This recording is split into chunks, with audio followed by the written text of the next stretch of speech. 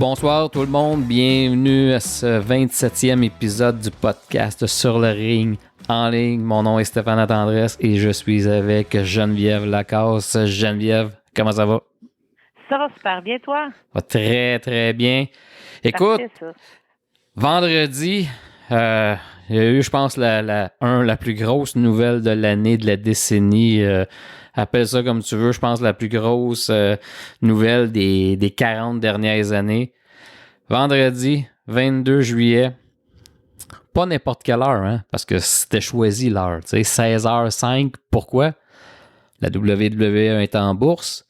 Les marchés boursiers ferment leurs portes à 16h, donc 16h05, une bombe. Vince McMahon annonce sa retraite de la lutte de la WWE. Il quitte tout, il quitte son poste il quitte son poste. C'est sa fille Stephanie McMahon qui va le remplacer avec Tony Khan à la tête de la WWE. Puis lui, il quitte vraiment. Il est plus, c'est plus lui qui va être la tête du côté de l'équipe créative. Complètement tassé. Ça fait suite aux allégations qui ont eu lieu le mois passé du Wall Street Journal, des accusations d'infidélité, d'inconduite sexuelle avec une employée.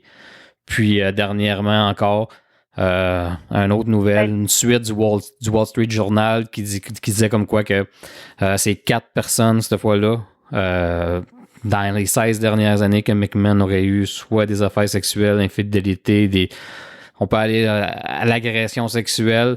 Il aurait donné un montant total de 12 millions à ces 4 employés-là dans les 16 dernières années, dont juste un montant de 7,5 millions à une victime. Donc, l'effet d'une bombe. Jen, moi, là, honnêtement, puis comme pas mal tout le monde, jamais de mon vivant, j'aurais cru voir Vince McMahon quitter la WWE. Le seul temps où McMahon, ça c'est vraiment mon opinion, puis il y a beaucoup de monde qui la partage, qu'on aurait vu McMahon quitter la WWE, évidemment c'est à sa mort, parce que je pense qu'il aurait resté là jusqu'à sa mort. Ben, je pense, vu la situation qui se passe depuis la sortie du Wall Street Journal, comme tu dis, je pense que c'était juste une évidence. Il était comme rendu au bout, là, parce que je pense pas qu'ils ont donné le choix de rester ou s'en aller, mais je pense que pour lui, c'était ce qu'il y avait de mieux à faire pour préserver tout ce qui avait été fait avec la WWE, parce que on s'entend que c'est la WWE, c'est gros, puis je pense que les deux personnes qui vont être en tête, il peut pas avoir ben moi je suis bien contente que Stéphanie revienne au pouvoir, puis je pense juste que c'est qu'il y a d'autres bombes qui vont découler bientôt, qui n'auraient pas eu le choix de toute façon de s'en aller, pas malheureusement, là, malheureusement pour les victimes, mais tu sais, je veux dire, vu la situation, ça se tolère plus là en 2022 des situations comme ça là, d'abus de pouvoir puis tout ça, puis il faut y penser avant, malheureusement. Ça démontre juste que même si tu es au haut d'une entreprise spectaculaire, ben tes inconduites à maner, oui, tu peux les cacher, mais à maner, ça revient toujours. Tu sais, là, les nouvelles continuent. Puis aujourd'hui, l'autre grosse nouvelle qui est sortie concernant McMahon, puis que là, un peu, ça prend vraiment une bonne ça donne un sens à la retraite, mais c'est pas vraiment une retraite, c'est plus comme une démission déguisée. Aujourd'hui, la nouvelle a été que le conseil d'administration de la WWE a décidé de faire une révision dans les états financiers de la compagnie, les états financiers de 2019, 2020, 2021, puis le premier trimestre de 2022. Évidemment, pourquoi? Parce que McMahon aurait pris, au début, je pense que ça disait qu'il prenait c'était son argent personnel qu'il avait pris pour payer les victimes, mais apparemment que c'est l'argent de la compagnie qu'il aurait pris. Donc, il n'aurait pas déclaré. Donc, ça devient une fraude. La WWE, c'est une compagnie qui a des actionnaires, donc tout ce que tu prends, whatever, il faut que ça soit déclaré, donc ça devient une fraude vis-à-vis des actionnaires. Donc, c'est la grosse nouvelle aujourd'hui. Ouais, c'est la grosse nouvelle aujourd'hui. Donc, on part, tu sais, oui, une retraite pour, on veut le storyline de Vince McMahon, mais il faut voir vraiment ça comme une démission. Donc, il n'a pas eu le choix. Je pense que le CA lui a dit, gars, tu t'en vas parce que t'es dans la merde. Puis, honnêtement, aussi, c'est un total d'à peu près 14,6 millions que la fraude, puis le conseil d'administration, puis tout ça s'attend à ce que Vince McMahon rembourse ces 14,6 millions de dollars. Donc, j'ai bien hâte de voir ça. Effectivement. Ben, moi aussi, j'ai hâte de voir ça. Je trouve ça... le seul affaire que je trouve dommage, c'est parce que, tu sais, comme dans toute chose qui arrive, là, des situations comme ça, c'est que ces personnes-là, ils ont un certain acquis, ils ont travaillé fort pour arriver à une certaine chose au niveau de travail, puis parce qu'ils ont des inconduites de même, ben ça donne pas crédit à tout après ça, à tout ce qu'ils ont fait dans tout ce qui a apporté à la WWE, tout ce qui a créé durant toutes ces années-là quand il a pris la succession de son père, tu sais. Sauf par contre, ben c'est ça va juste donner une bonne leçon. Puis ça peut peut-être faire aussi tomber dans d'autres domaines, dans d'autres choses comme ça, des personnes qui ont cette tribune-là comme lui, puis qui ont abusé de leur pouvoir, puis il y a des gens qui ont été blessés là-dedans, puis des vies qui ont été quand même maganées là, par rapport à des situations comme ça, c'est insupportable. Je suis comme... Puis tu sais, il y a des lutteurs de la Hull qui défilent sur Twitter aussi, puis tu sais, merci... Vince, t'as toujours été correct. Les gens spécifient juste, genre, comme, t'as été correct avec moi, tu toujours été respectueux, puis, bonne retraite, là. Fait que, c'est comme, c'est vraiment partagé, c'est weird un peu, c'est comme, c'est bizarre. Jen, je vais t'emmener sur un terrain glissant. Oh. Parce que moi, honnêtement, je sais pas si tu as vu, je pense que j'avais posté le segment sur ma page sur le ring en bref. C'était un segment concernant Chris Jericho qui est allé à un podcast puis qui donnait son opinion parce que l'intervieweur lui posait la question sur ce qui est arrivé avec Vince McMahon. Puis la réponse de Chris Jericho, je la partage parce que c'est probablement ma première réflexion. Tu sais, quand tu prends le temps d'analyser la situation, c'est la première réflexion qui me vient. Puis là, je veux ton opinion là-dessus. Je veux ton opinion de femme, de femme assumée, tout ça. Moi, j'ai un malaise avec cette situation-là. Et j'ai un malaise du côté des victimes. Okay. Et je m'explique. Très important. Il faut faire la différence. Puis oui, je suis de ceux qui disent, et je le dis là j'ai un micro, là, je le dis, dénoncer. Tu sais, peu importe que vous soyez un homme, une femme, ou peu importe qui que vous soyez, que ce soit l'abus sexuel, la violence, tout ça, moi, je dis aux gens de dénoncer ça. Même si c'est pas facile, il y en a qui sont pas capables, c'est bien correct, on respecte ça, mais quand vous pouvez dénoncer ça, je le dis vraiment honnêtement. Là où est-ce que j'ai un problème dans la situation de Vince McMahon et où est-ce que j'ai la même impression que Chris Jericho, c'est que oui, McMahon a fait des infidélités. Là, j'espère, là-dessus, sur ce point-là, j'espère qu'il n'y a personne qui tombe en bas de sa chaise. Là. On s'entend? Là? Non, parce que c'est la lutte. Là. On se comprend là-dessus. Là. Tu fais juste regarder les segments de Vince avec Trish, avec Stacy Keibler. My God, en tout cas, tu peux pas... je dis pas que c'est arrivé avec ces personnes-là. Je veux dire, on s'entend que Vince McMahon, ça n'a pas été le gars le plus fidèle sur la terre, sûrement. Pour ce qui est le caractère sexuel, là, ce qui est accusé, moi, ce que j'ai un malaise, là, c'est qu'il y a un consentement là-dedans. Dans certaines relations, il y a eu un consentement parce que, tu sais, t'as ça, puis après ça, là où ce que j'ai vraiment là, un méchant gros malaise, c'est qu'il y a eu des montants d'argent qui ont été donnés, mais la personne, elle l'a pris, ce montant d'argent-là. Moi, c'est ça que j'ai bien de la misère. Oui, il est arrivé une situation. McMahon te donne... Ben, on s'entend, on spécule. Il te donne deux choix. Il dit, regarde, tu te fermes la trappe, parce que moi, j'ai ma femme, puis whatever. Puis en échange que tu te fermes la trappe, je te donne 1 million. Moi, j'ai un malaise. Puis la personne a dit, ah oui, c'est beau, je prends le million.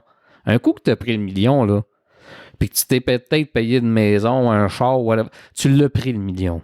Tu comprends? C'est beaucoup d'argent. Moi, puis regarde, toutes les personnes qui sortent présentement, c'est toutes des personnes qui ont reçu des montants d'argent puis à coups de millions. Moi, c'est ça mon problème que j'ai là-dedans. Ah, mais ça, ils n'ont pas tous le même contexte, par contre. Non, mais tu as pris l'argent. Tu sais, c'est ça, là. C'est ça la problématique, le malaise dans toute cette histoire-là. Tu sais, je veux ton opinion là-dessus. Ben, moi, pour ce qui est de l'infidélité, puis que les personnes étaient consentantes et que, tu sais, il a donné un montant d'argent pour ne pas parler, ça, moi aussi, j'ai un malaise là-dessus. Là où ce que moi, ça me pose problème, c'est, exemple, l'arbitre féminine, pour garder sa job, il a fallu qu'elle fasse ces trucs-là, puis que, tu sais, dans le fond, il l'a payé, puis après ça, elle se ramassait plus de travail, genre. Là, je trouve que c'est de l'abus de pouvoir. Moi, c'est comme, j'essaie de faire comme la part des choses, parce que, tu sais, dans les victimes, c'est pas tout le même contexte. Ben, tu sais, s'il y a une infidélité, l'autre personne, elle sait qu'il est infidèle, puis que, tu sais, il y a consentement pendant l'acte et tout. Mais, tu sais, quelqu'un qui se fait forcer, puis, tu sais, genre, si tu fais pas ça, ben, tu perds ta job, etc. Là, moi, je trouve que ça, c'est inacceptable. Exact. Oui, mais comme je dis, tu sais, moi, aussitôt que t'as, tu sais, c'est de la grosse argent, là, tu sais, Oui, tu sais, puis je comprends aussi le système judiciaire, dans ce temps-là aussi, n'était pas ce qui est aujourd'hui. Avant, quelqu'un allait dénoncer quelqu'un, puis tu te faisais pas prendre au sérieux. Maintenant, avec le mouvement MeToo, tous les mouvements par rapport à tout ce qui est de dénoncer et tout, qui est beaucoup plus fort et tendance et tout, puis que les gens ils disent de dénoncer, ben les autorités ils prennent ça plus au sérieux qu'avant. Avant, ben c'était plus les victimes, ben ok, ben regarde, je vais prendre ça, au moins je vais pouvoir me faire une vie puis faire quelque fait que tu sais, en tout cas, comme je dis, c'est vrai qu'il y a un malaise, c'est pas trop. On n'est pas les victimes aussi, puis je compatis avec eux autres, là.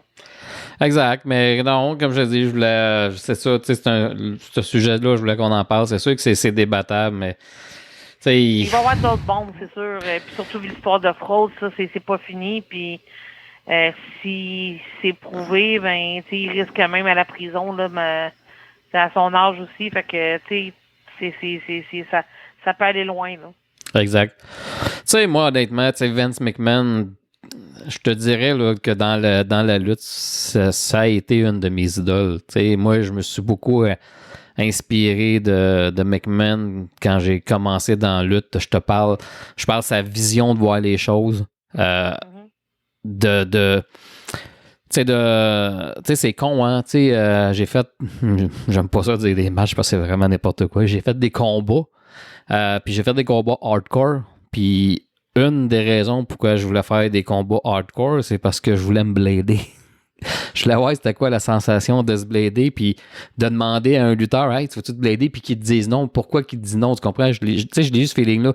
McMahon, il faisait ça. Tu sais, quand tu regardes WrestleMania 12, puis que tu vois Shawn Michaels en haut de l'aréna, puis il est parti sa tyrolienne, là, mais dans l'après-midi, là, McMahon l'avait fait.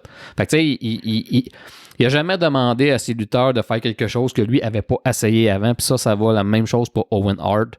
Il avait essayé de descendre McMahon comme ça avant de demander à Owen Hart de le faire. Il l'avait fait. Tu sais, c'est toutes des affaires comme ça.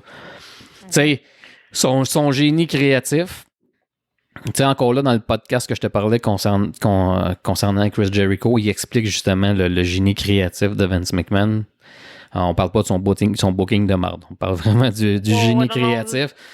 Tu sais, je me suis inspiré vraiment de lui. Ben, tu sais, je trouve que tu as un point pour vrai parce que moi, t'ayant vu travailler en tant que scripteur, booker, gérant et tout ça, mais tu as toujours été très dynamique puis tu as toujours voulu mettre comme les boys de l'avant en commettant toi, genre dans des situations et tout. Fait que non, je comprends. Ouais, non, c'est une bonne transposition là.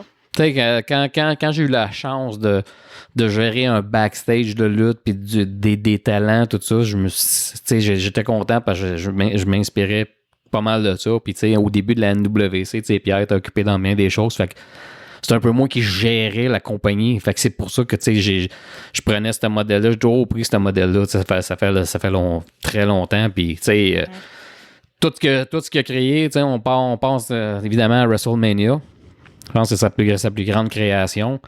Le fait qu'il ait acheté la WCW, ça a été vraiment quelque chose que c'est incroyable. Puis, ce que j'ai toujours aimé aussi de Vince, c'est que c'est un gars loyal, puis c'est un gars de famille. Parce que tu regardes la WWE dans les 40 dernières années, c'est quasiment une affaire de famille. Tu sais, t'as les anciens lutteurs que leurs fils ont lutté, puis là, t'as les fils de ces fils-là qui luttent. Oh, ouais. Tu sais, Randy Orton, quatrième génération. Tu sais, t'as Natalia, t'as les Usos. Tu sais, Tamina. Oui, exactement. Il est beaucoup... mettons que tu pars avec une longueur d'avance quand que ton père était un lutteur de la WWE puis que tu veux suivre les traces. Là. Exact. Comme Rey Mysterio, là, son fils. Oui, exact. Mais c'est ça, exactement. C'est un bon exemple. Fait que c'est ce que j'ai toujours aimé de Vince. Tu sais, il a toujours donné la chance aux autres générations, tout ça. C'est un gars qui a tellement donné d'opportunités. Je veux dire, il y a des lutteurs là, qui n'auraient pas la carrière qu'ils ont là s'ils étaient restés, mettons, en WWC. Le plus bel exemple que je peux te donner, c'est Chris Jericho. Il perdait son temps en WCW, il est arrivé à Raw, mon Dieu, direct en plein milieu d'une promo de The Rock, tu sais, une Millennium Man, whatever. Je mange mes mots. Puis, tu sais, Rey Mysterio, voyons donc, c'est un cruiserweight à WCW. Il l'a mis champion mondial à WrestleMania 22 et ainsi de suite. Penses-tu que Rey Mysterio, il aurait fait ça à WCW? Jamais il a pris des guests. Encore Chris Jericho, son premier Undisputed champion. Voyons, Chris Jericho avec les 2 ceintures, il était cruiserweight au meilleur de son temps à WCW. Kevin Nash, Scott Hall, qui perdaient leur temps à WCW, ils sont arrivés ici, il a fait des vedettes de ces gars-là. Tu sais, c'est... Puis, le plus important, il sait créer des vedettes. La WWE sait créer des vedettes. Tu vas prendre un gars de n'importe quel roster présentement à WWE, tu vas le voir arriver à AEW, il va avoir un pop de la mort parce que la WWE sait créer des talents. Tu sais, il n'y a pas de monde qui... Tu sais, comme... Quand je regardais WCW dans le temps, on dirait que il n'y avait pas de vedettes. Ils n'ont jamais été capables de créer des vedettes, de monde qui ont sorti du lot, ce que la WWE faisait. Écoute, honnêtement, là, mis à part, là, on est capable de séparer les choses. Là, on parle de Vince McMahon, le promoteur. Je parle pas de là, quand je parle de McMahon, vraiment, je mets de côté ce qui est accusé. Là. Je parle de l'homme. J'ai été triste. Vraiment, j'ai été triste vendredi parce que c'est vraiment la fin d'une époque. Oui. Puis une nouvelle ère, ben là, c'est le temps de repimper les affaires puis de s'ils veulent des petits quoi de nouveau, c'est là. Ben, effectivement. Triple H qui a été nommé, je pense, aujourd'hui à la tête de l'équipe créative. Fait que là, c'est lui le boss. Moi, ça m'avait fait vraiment de la peine de le voir partir d'NXT. NXT, j'aimais comment il l'avait créé, j'aimais ce qu'il avait buildé. Puis son départ, on dirait que ça a tout enlevé la magie de NXT. Tu l'écoutes, c'est plus pareil. Oui, il y a des nouveaux talents, oui, mais c'est pas la même affaire. J'espère qu'il va, comme le fait de son retour, il va remettre un peu en mettant sa sauce, ça va remonter, whatever. Parce que NXT, j'avais tout le temps hâte au pay-per-view, j'avais hâte de l'écouter. Puis là, c'est comme, je l'écoute juste pour voir les nouveaux noms qui vont apparaître, là, puis être informé, mais sinon, j'ai moins d'intérêt, là, tu sais. Bon, ben, effectivement, moi aussi, je l'écoute pratiquement peu. Je l'écoute pour le gars à Rick Steiner qui va peut-être monter plus rapidement que possible. Mais effectivement, là, fait que Triple H, qui était le boss de l'équipe créative, son premier gala officiel à soir, Raw. Donc, on va voir si on va avoir des changements à partir de ce soir ou ça va venir tranquillement pas vite. C'est sûr qu'on peut pas trop changer la formule de Raw, de SmackDown, parce que c'est familial. C'est ça. Mais, exactement. Honnêtement, là, tu regardes la AEW, là, le PG-14, whatever, c'est pour ça que la WWE, elle est là, parce qu'ils doivent avoir eu des calls, parce que il n'y a pas personne qui censure là, quand tu écoutes la AEW. Là. Ça shoot comme ça shoot. Puis tu sais, c'est réel. Tu as l'impression que c'est réel. C'est beaucoup de temps. Ouais, c'est ça. Fait que c'est ça. Fait que la WWE n'a pas le choix de s'adapter. Donc, premier gala officiel à soir de Triple H en tant que boss. J'ai hâte de voir ça. Il y en a aussi qui pensent peut-être que Vince sera jamais loin, surtout de Stephanie, qui va essayer de l'influencer sur certaines choses. Puis qu'elle va essayer. Dans l'ombre, il y a encore des parts, des actions. Là, je veux dire, je pense pas qu'il peut laisser ça de même là, en claquant des doigts. Là, c'est le travail d'une vie. Là, je veux dire, c'est même avant qu'il ait pris les rênes de son père, il était déjà là-dedans. Tu peux pas. C'est vraiment la situation qui fait en sorte qu'il n'y a pas le choix qui est mis au pied du mur. Mais moi, je suis sûr que veut pas là, elle va. Il va lui donner des conseils ou il va. Je pense que ça va aller de soi, là. Je pense que oui aussi. Je pense qu'il pourra pas. Il pourra pas arrêter. En tout cas, on va voir, mais. Son nom, il sera juste plus nommé. Ouais, c'est ça, effectivement. Tu sais, c'est un règne de 40 ans. Tu sais, il a acheté ça en 82, 83 de son père. Donc, ça fait 40 ans. Il a révolutionné la lutte.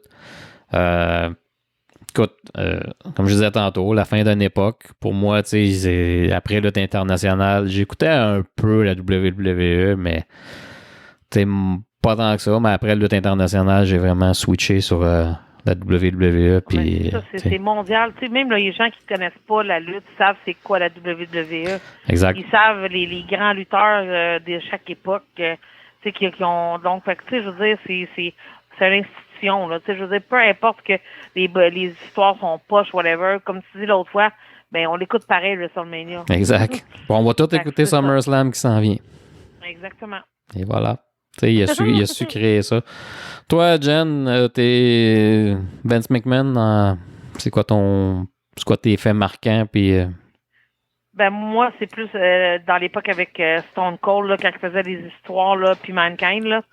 Tu sais, qu'il participait, puis tu sais, quand il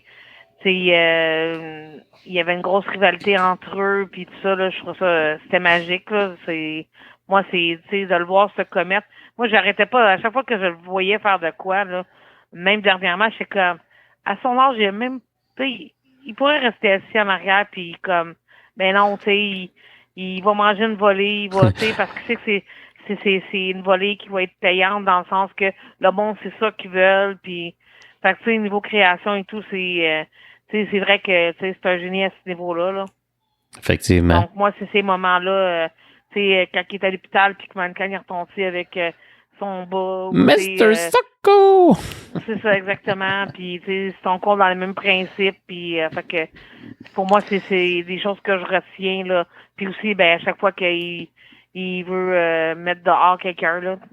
You're fired! C'est ça, c'est comme tout le monde le dit, puis tout ça. Fait que, c'est à autre que tout, on pourrait en énumérer plein, là. Mais moi, c'est des choses que lui a faites que, tu sais, que j'ai encore en souvenir, là, que je me rappelle, là, puis que j'ai été très diverti, puis que j'ai aimé ça, là. Tu sais, ouais, c'est ça. Fait que, tu sais, la création des 4 plus gros pay-per-view, parce qu'à l'époque, il y en avait juste 4. Ça a commencé avec WrestleMania, après ça, Survivor Series ou SummerSlam en premier. Je pense que c'était Survivor Series après SummerSlam.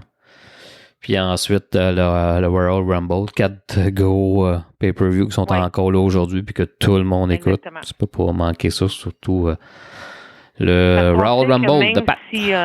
Même si on manque, mettons, des pay-per-view dans l'année, si on manque pas ces gros pay-per-view-là, on va être quand même enligné vers qu'est-ce qui va se passer à WrestleMania aussi, où est-ce qu'ils s'en vont, puis fait que...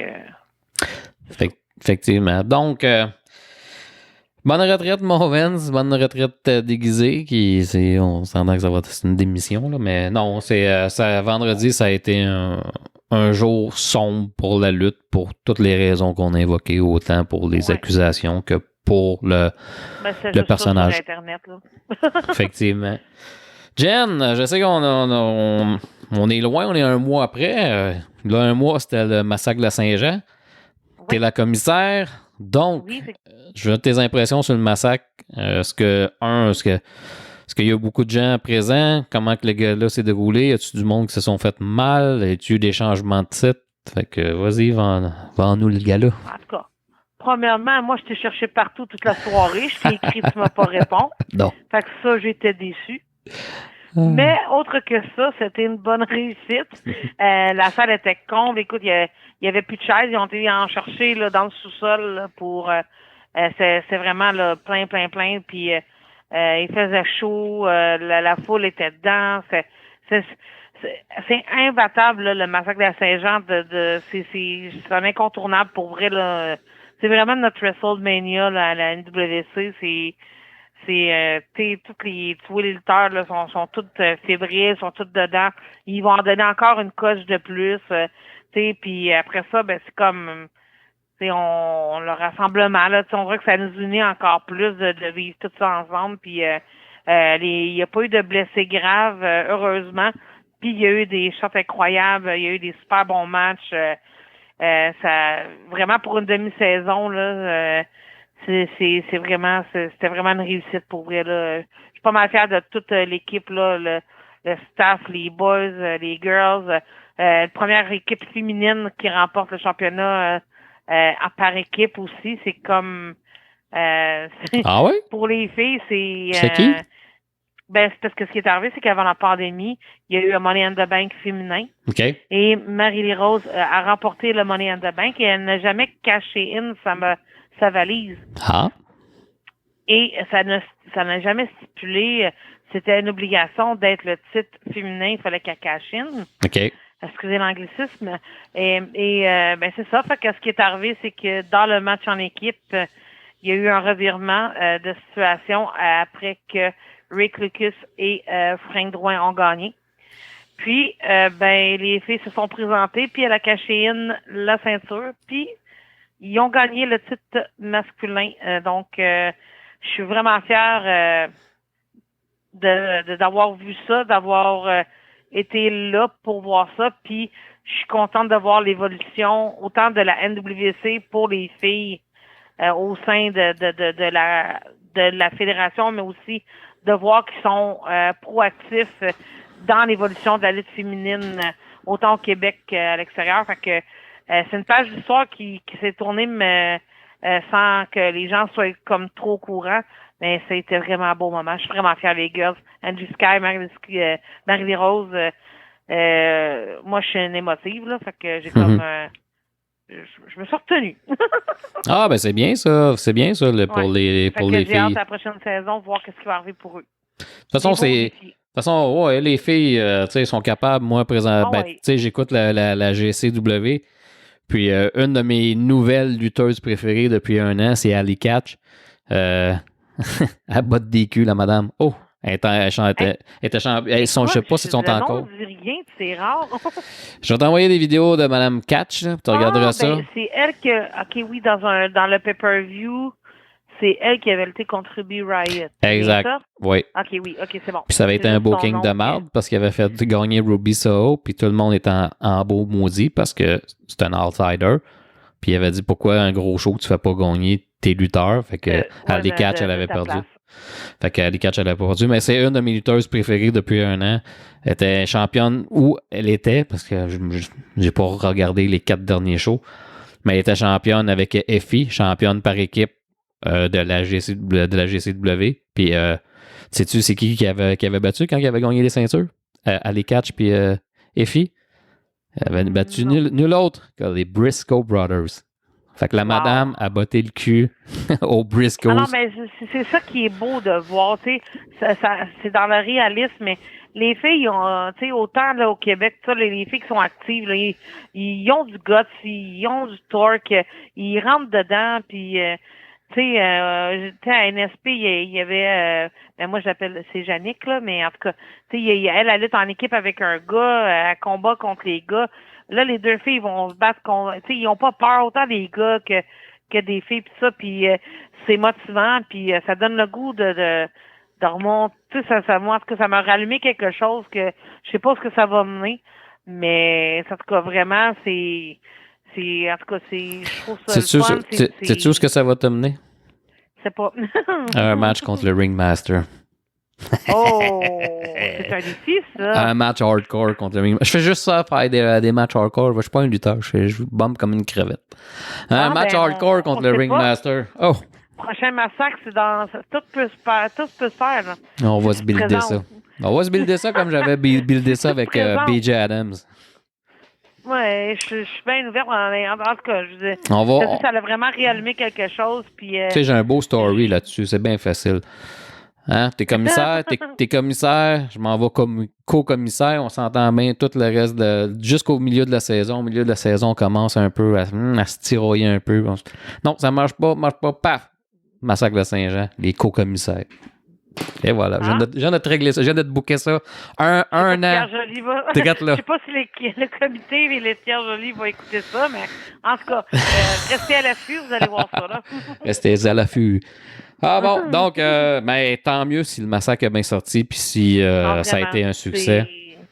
C'était bon, puis les gars, tu sais, même un moment émotif, Sweet Pete, quand il a gagné le Money in the Bank, là, écoute, la foule, là, tu sais, quand ça step up, là, puis comme année, là, c'est encore plus fort, là, puis ça fait comme, aïe, aïe, aïe, man, puis tu vois ses enfants en bas qui ne savaient pas, là, puis qui braillaient, ça fait longtemps que j'avais pas vu ça, là. Tu sais, écoute, moi, c'est des moments de même qui fait que j'aime la lutte, puis que j'aime encore la lutte. Moi, c'est l'émotion, c'est ça qui me drive, là, dans cette passion-là, depuis que j'ai commencé, puis ça va rester, là. Tant que je vais avoir ça, il va toujours avoir quelque chose, là. Même si je suis pas active sur le ring, tu sais, mais là, ça l'a redonné quelque chose. Bon, c'est bien. Parlant d'émotions, on a eu samedi des émotions. Le premier combat du pay-per-view, le Ring of Honor, Dead Before Dishonor. On a eu un nouveau champion mondial Ring of Honor, puis il y avait beaucoup d'émotions là-dedans. Claudio Castagnoli, a.k.a. Cesaro, nouveau champion mondial de la Ring of Honor. Tes impressions là-dessous? Moi, je pense juste que c'était pas prévisible. Moi, je pensais pas que ça serait aussi vite. Tu sais, je sais qu'il vient de là, puis tout ça. Pour moi, c'était évident. C'était clair qu'il voulait lui donner une ceinture. Tony Khan, il est quelque chose. C'était un bon promoteur, mais non, c'est automatique. C'est pour ça que son adversaire était fâché aussi puis qu'il a demandé d'être libéré. Là. Ouais, dans la semaine, c'est ça. Je serais pas surprise de le voir arriver à NXT ou à... Moi non plus. C'est ça. Tu sais, je m'en doutais. Quand que j'ai vu le combat, quand que le combat est sorti, j'ai dit c'est clair que M. Cesaro, appelez-le comme vous voulez, Claudio, petit Claude pour les intimes. Je savais que petit Claude n'était pas gagné la ceinture. En tout cas, pour moi, c'était évident. Okay. Ça s'est vu souvent. T'sais, moi, je l'ai fait à NWC. La première fois que une des dernières fois, quand que Dom Kruger est revenu à la NWC, ça fait 2-3 ans, là, toi? 3-4 ans? La première soirée qui est arrivée quand je l'ai vu puis qui est arrivée en arrière, je dis, qu'est-ce que tu fais ça? Je m'en viens lutter. J'ai dit, ah oui, OK. J'ai dit, toi, je te mets champion à partir de ce soir. Parce que j'avais toujours voulu le mettre champion. Ça n'avait jamais donné. Quand je voulais le mettre champion, Dom Kruger, j'étais à la CTW. Ça n'avait pas donné. Fait que là, j'avais une chance, je ne l'ai pas raté. Puis que le premier soir qu'il est revenu, il était champion provincial. Ah ben, tu sais, ça peut arriver, puis tu sais, ils ont leur raison, puis tout ça. C'est sûr que l'autre, il était peut-être fâché, là. Mais, tu sais, c'est ça. On sait pas tout ce qui se passe dans ces affaires-là, là. Effectivement. Il était fâché aussi parce qu'il trouvait qu'il n'y avait pas eu assez de temps pour le combat. Jonathan Gresham. Dans la semaine, les discussions pour le combat, ça n'a pas été long, ou quand il voulait avoir des explications, ça se donnait pas. Ça a l'air que Tony Khan l'a comme évité cette semaine, puis il a été comme frustré parce que, tu sais, je suis le champion de ta fédération, la Ring of Honor, puis là, on planifie, tu sais. Fait que ça l'a agacé un peu. Puis apparemment, quand on regarde sur les internets, Tony Khan, il a une réputation là-dessus parce que c'est ça qui est arrivé un peu avec Joey Janela, puis d'autres lutteurs, Marco Stunt aussi, je pense. Donc, ça a l'air qu'il y a un petit peu de misère là-dessus, il donne des mauvaises impressions. Ça va commencer à brasser parce que je pense qu'il y en a bien qui ont décidé de passer de l'autre bord parce que, tu sais, Triple H n'était plus là, puis il y avait des gros remaniements. Puis il y en a qui finissent leur contrat bientôt, puis je pense aussi que, vu cette attitude-là de cette personne-là, ben il y en a peut-être qui vont vouloir retourner où ce qui était là.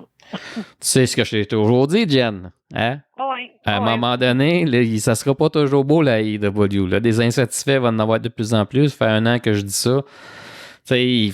Là, ça va être encore pire, d'après moi.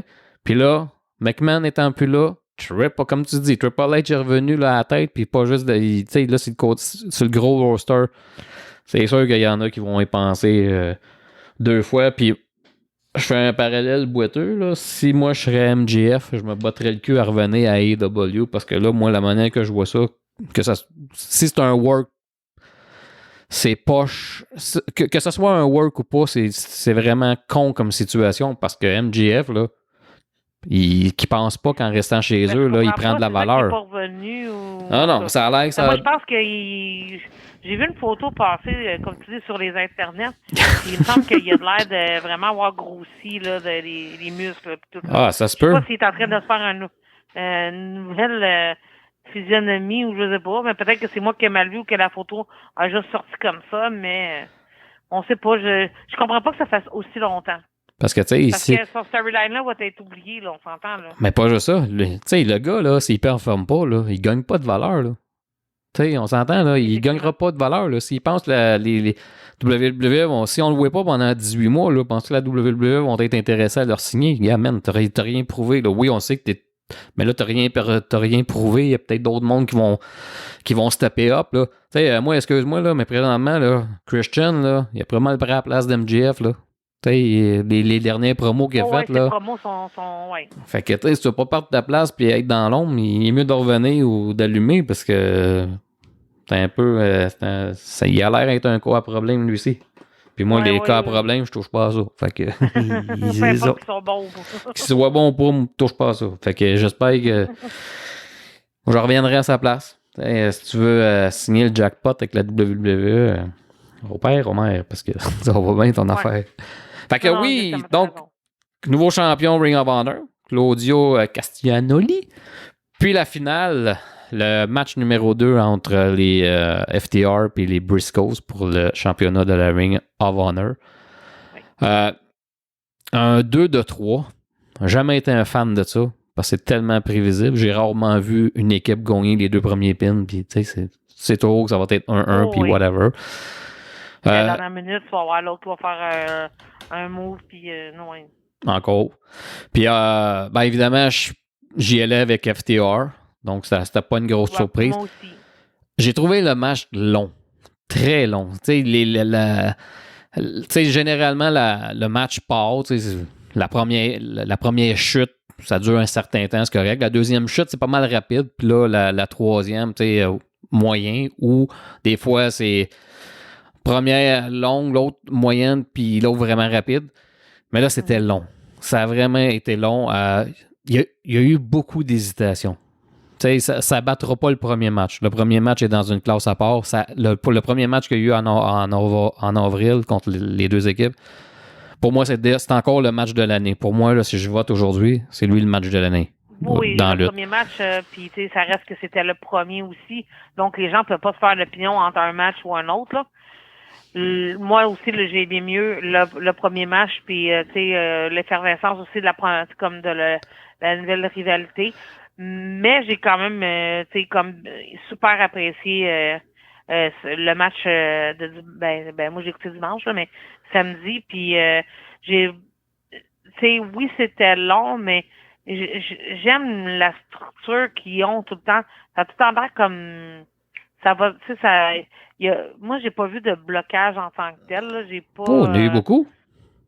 Il y en a eu. Je sais pas comment l'expliquer. C'est pas un blocage de, comme mettons, un move, whatever. Ben, je sais pas comment. Il y a eu beaucoup d'hésitations. Beaucoup. Pas long, là, de même pas 3 secondes, mais c'est flagrant. Tu vois que j'étais là, OK, ils ont sorti un classique, la première shot. Là, ouais, ça branle un peu dans le manche. Il y a eu beaucoup d'hésitations. Beaucoup qui a fait que ça m'a fait... Je m'attendais à un autre match 5 étoiles. Celui-là, j'y donne 4. C'est pas le même type de match non plus. Comme tu dis, ces types de matchs-là, c'est pas... en tout cas, moi non plus, c'est pas mes préférés avec ça puis les three-way, là. Mais je sais pas, mais j'aime quand même la chimie et le respect qu'il y a l'air d'avoir quand même entre les deux. Oui, exact. Puis, tu sais, j'ai quand même aimé le speech à la fin, que, tu sais, il aimait la lutte, puis, tu sais, comme... Je sais pas, tu sais... j'aime un peu comment ils sont maintenant, le FTR, là, parce que, tu sais, tu peux pas les haïr, là. Même s'ils étaient très heel, là, je sais. J'aime le côté que eux autres, tu le vois qu'ils aiment ça, tu sais, puis ils le disent haut et fort, puis, tu sais, je sais pas, je suis peut-être vendu à FTR, là, mais, tu sais, j'ai bien aimé le match, mais oui, j'ai préféré mieux le premier. Tu sais, honnêtement, concernant FTR, quand que je les avais vus à NXT, moi, le premier comparatif, je pense qu'on avait déjà parlé, le premier comparatif, ça a été les Brainbusters. Tully Blanchard puis Arn Anderson. Ils me font tellement penser à ces deux lutteurs-là, le gear, tout ça, les bottes. Pour moi, c'est Arn Anderson puis Tully Blanchard, c'est copier-coller. Ils me font penser à eux autres. Tu te souviens? Ils ont même une shape old school. Je sais pas comment dire. Comme, exact. C'est pas trop gros. C'est juste comme naturel. Comme on voyait dans les années 80, 90, 80. Exactement. Moi, c'est ça aussi que j'aime de eux. J'aime leur côté vintage, leur manteau, leur tourne. Puis eux autres, ils se sont jamais cachés. Ils ont toujours dit, nous autres, on fait de la lutte. Tu sais, tu verras pas de gros spots avec eux autres. C'est de la lutte. C'est ce qu'ils font. Ils ont réussi à vendre cette idée-là et à s'ancrer dans ce mood-là parce que c'est pas mal les seuls qui font ça. Ouais. Fait que les autres n'ont pas le choix de suivre et s'ajuster, puis c'est bien correct parce que ça donne des matchs différents que des spots. Malgré qu'on a vu là, des spots que j'aime pas, là, deux pile driver puis l'autre kick-out. Là. Puis à la fin, au moins à la fin, le finish était bon, là. Même si je suis pas un fan de ça. Moi, des pile drivers, puis là, surtout, ils l'ont fait quoi, de la deuxième corde? Oui, ça aurait pu. C'est facile à la fin d'un match de même, là, la sueur glissée, puis non, c'était... J'ai pas trippé. J'étais là, j'ai cassé qu'ils font asti. Fait que bon, ça quand même bien sorti. Mais eux, quand même, tu sais que quand, mettons, il y a un match de eux, peu importe contre qui ils vont lutter, ils vont toujours mettre en valeur, puis ça va toujours être un bon match. Puis, tu sais, ils font la preuve, comme tu dis, de... même si ils font pas de gros spots des 350, peu importe là, mais ils vont sortir là, un match excellent puis que le monde vont embarquer de A à Z là, tu sais. Écoute, moi quand ils ont quitté la WWE puis qu'ils ont refusé le contrat que la WWE leur a offert, j'ai été le premier à les traiter de cons pour l'argent. Ils avaient la chance d'assurer leur avenir, tout ça. C'est un contrat de 5 ans. Oui, c'est long. Prends l'argent, fais ton 5 ans, puis après ça, tu sais, les autres, ils ont dit non. Ils ont fait quand même un peu d'argent de WWE. Ils ont dit non, nous autres, on veut laisser notre trace dans le monde de la lutte, puis c'est pas à WWE. Fait qu'ils ont fait un gambling, puis ils sont partis. Puis à date, ben, ils réussissent pas mal, malgré que j'ai trouvé encore con d'avoir craché sur... mais attends. sur 5 000... whatever d'argent qu'ils ont. Oui, ils vont sûrement... Oui, parce que là, avec la nouvelle ère, oui, ils vont sûrement revenir. Tout ce qu'ils sont en train de faire, tout, tu sais, être champion comme ils sont, tout ce qu'ils sont en train de léguer à la lutte, quand ils vont revenir, là, ben ils vont pouvoir se permettre de demander le gros montant. Puis... Exact. Mais avoue que c'est un gambling parce que, tu sais, là, ils ont fait leur niche partout. C'est ça l'avantage qu'ils ont avec la AEW. Ils peuvent se promener partout. Tu sais, ça, c'est correct. Mais, tu sais, non, regarde, depuis qu'ils sont partis, ils ont fait la job. À un moment donné, j'étais pas sûr. Je me suis dit, Tom Nichol n'a pas l'air à vouloir bien se servir d'eux autres, mais finalement, le fait qu'ils ont été ailleurs et tout ça, ça solidifie. Alors, écoute, en plus d'avoir le match de l'année, pour moi, c'est l'équipe de l'année à date. Il n'y a pas d'autres... Non, pour être, oui. Avec les matchs qu'ils ont fait, puis aussi les championnats qu'ils ont remportés, écoute... Puis tu sais, je peux dire déjà... Tu sais que, oui, ils ont réussi ce qu'ils ont voulu faire en quittant la WWE parce que avec toute l'expérience que j'ai de lutte puis d'écoutage de lutte de 40 ans, ça fait 40 ans que je regarde la lutte, je peux te confirmer qu'ils ont réussi leur gambling parce que FDR, dans mon livre à moi, là je parle pas des boys pis Stan, dans mon livre à moi, cette équipe-là est déjà dans mon top 10 à vie. Non, c'est une... leur nom est fait, là, pour vrai, là. Ils ont réussi par eux-mêmes. Oui, c'est le fait d'avoir été à NXT et à WWE, ça les a aidés. Ça, c'est sûr, certain, mais ils voulaient, je pense, créer leur propre legacy, excusez encore l'anglicisme, mais et puis non, vraiment, ils ont réussi, puis comme je te dis, j'ai hâte de voir le pop, mais qui ait fait ce qu'il avait à faire, puis qu'ils disent, regarde, là, on veut prendre ça plus relax, tout ça, puis on veut retourner. Écoute, un peu le pop des Hardy Boys quand à WrestleMania. C'était Les malade, autres mecs ça. qui reviennent, j'ai l'impression que ça va être quelque chose dans ce style-là. Puis tu sais, on s'entend, FTR, ils ont un point qui les différencie de plusieurs autres équipes, c'est que eux, c'est ce que moi j'appelle une vraie équipe. C'est-à-dire que c'est deux gars que tu verras pas lutter en solo, et partir puis lutter en solo. Ces gars-là, c'est ce qu'on appelle une vraie équipe. Ils vont rester une vraie équipe, comme les Young Bucks, comme 2.0, comme, tu sais, ou appelle-les comme tu veux. Eux autres, ils ont ça, ils vont toujours être une équipe. Ils vont tout remporter, tu sais, comme les World Warriors, mais malgré qu'on les a séparés à une certaine époque. Comme les World Warriors, Legion of Doom, peu importe, là. Donc, c'est une vraie équipe. Ils ont cet avantage-là qu'ils vont... ils vont tout remporter. Ils vont encore... c'est ça. Ils vont en remporter encore d'autres, j'imagine. Bien, c'est quand même, là, ils ont pas fini. Exact. Comme je disais tantôt, ce match-là, je lui donne un 4. Juste pour toutes les hésitations qu'il y a eu, j'étais là, ça m'a fait, comme je disais tantôt, ça m'a bugué bien sur bien des places parce que ça allait bien parti. Puis il y avait des hésitations comme. C'est un peu ce que je disais tantôt. Le match, il a été long. Fait qu'ils ont peut-être eu des fucked up un peu partout. Puis le ref bomb de l'arbitre, tant qu'à faire ça, tu bombes pas. L'autre, t'as-tu vu quand il a swingé? Il s'est complètement tosé pour aller chercher l'arbitre parce qu'il était même pas. Oui, moi, c'est vrai. Paul Turner, il savait plus. Là, je comprends, oui, c'est bon. J'étais là, je fais, ben voilà, non, l'autre c'est comme pitché, puis l'autre c'est comme tossé. Non, mais fais pas ça. Ouais, mais peut-être que c'est ça, il y avait trop de choses à planifier, puis rendu comme mané, c'est que tu perds un peu le rythme, je sais pas, là. Mais non, j'avoue que. C'était, ouais. Ouais. Sinon, j'ai pas vu les autres combats. J'ai écouté le premier match, le dernier, je vais écouter Garcia. Ça, je vais écouter ce match-là. Je vais écouter le match de Samoa Joe que j'ai pas écouté. J'ai plein de matchs. J'ai la G1 de New Japan Pro Wrestling. Eux autres, c'est intense. Tu sais, la New Japan, quand ils partent dans des galas, des séquences, c'est 7-8 galas. Là. Donc, c'est dur à suivre. Il y a plein de galas de matchs qu'il faut que j'écoute. Puis je vais commencer. J'ai pas eu le temps de tout l'écouter non plus. Fait que faut que je le trouve sur Internet, puis j'en écoute à temps perdu, là. Puis je vais commencer à écouter Stardom. J'avais déjà écouté un peu de Stardom, là, mais je vais essayer de me mettre intensément à écouter ça. La lutte japonaise féminine. Ah. Donc, est-ce qu'il y a d'autres nouvelles? On avait-tu d'autres nouvelles?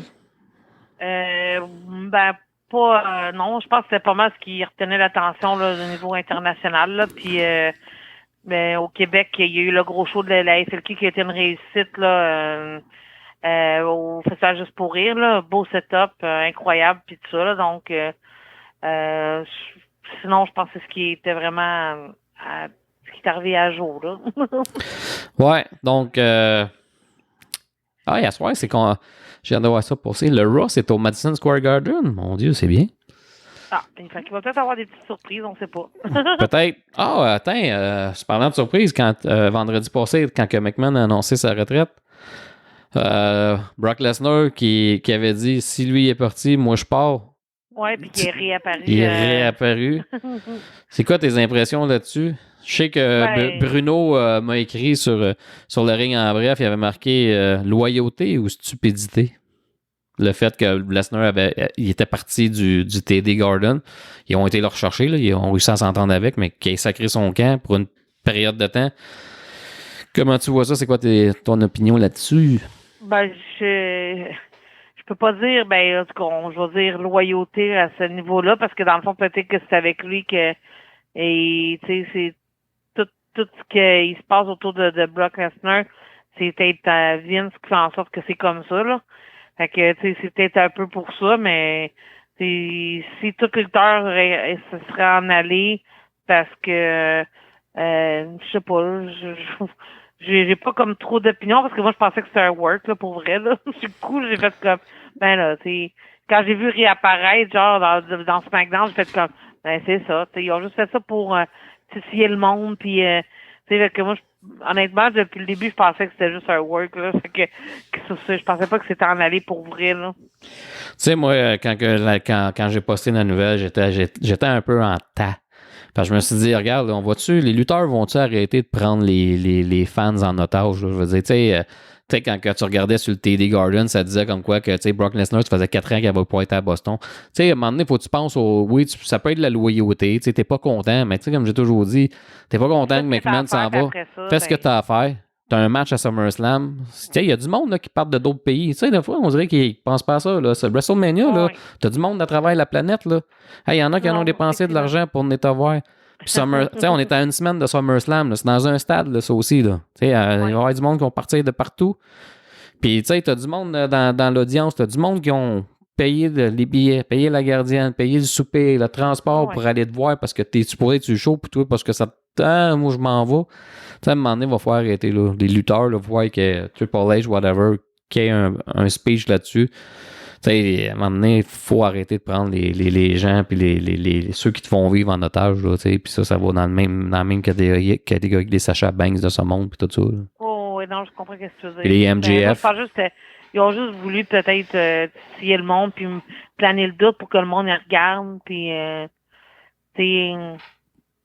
comme avec l'affaire de Vince McMahon, là, quand ça a commencé, les affaires, là, ben, ils ont fait ouvrir SmackDown. C'est juste pour que le monde ouais, il va-tu dire quelque chose? Il va-tu je sais pas, là. En tout cas, moi, c'est comme ça que je l'ai perçu, c'est que c'était comme pas si important. Moi, c'est pas mon préféré, là, personnellement. Là. Fait que, je sais pas, il y a quelque chose que moi, le fait que tu sois un monstre tout le temps, puis des fois c'est illogique, j'embarque plus ou moins là. Fait que j'aime ça quand c'est un peu plus réaliste là. Fait que je sais pas. Non, ben honnêtement, tu sais quand j'ai lu la nouvelle puis tout ça, ça avait l'air vrai. Je pensais pas que c'était un work. Je pensais vraiment que c'était vrai. Puis j'étais en beau taboire, ben je me suis dit une chance que je suis pas j'ai pas des billets, tu sais, après aller voir ce show-là parce que je serais vraiment déçu. Fait que c'est sûr qu'ils ont essayé de l'accrocher.